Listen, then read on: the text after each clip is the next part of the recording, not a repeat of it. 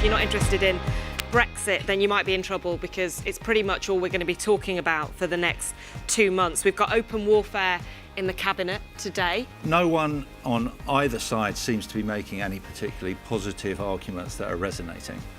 Michael Gove disagrees. Huh? Michael Gove disagrees. Yeah, I don't hear any positivity at all. I don't see very much engagement in positive arguments outside of here or outside of what he's saying. But I would say, I mean, BAO will still continue to invest significantly in the UK, whichever way it goes. So we did a quick survey across Mactus Europe, and on average 85% in, 15% out. But when I split that, the UK went down to 82% in, still much better than the normal polls. And our European colleagues, so non-UK, are 95% in. And the key reasons for them, better for business in general and talent mobility. And that's really the key issue.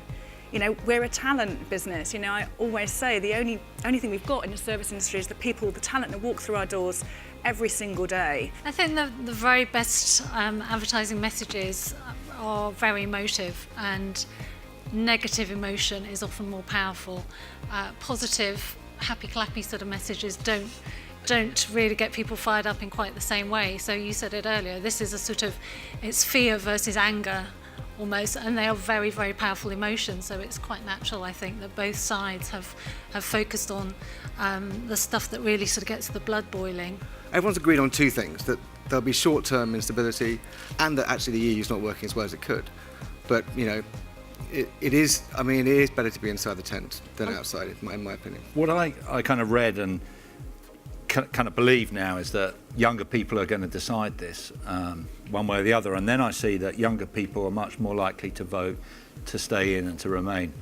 And my view on that is that they're native multiculturalists, and they can't imagine being a part of a society which isn't multicultural. The principle of trying to get young people talking to other people, getting engaged in issues and mobilising a powerful voice. So the other campaign that I think that is interesting because it has some emotion in it, not just negativity and facts that are incredibly boring and are untrue, because no one actually knows what the facts will be. There are 2.35 million Europeans living here in the UK who can't vote. But of course, they've got a massive vested interest. So there's a campaign, it's got very sadly few followers on Twitter, but it's Please Don't Go, so very emotional, and it's Hug a Brit.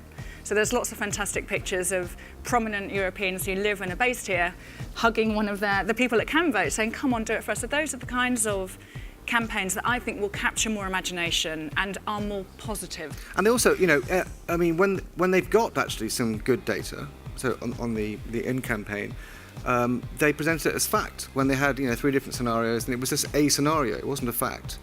They didn't need to do that, you know, so I thought that was a mistake. OK, we're going to finish there. Thank you very, very much to the panel for coming. Really appreciate it.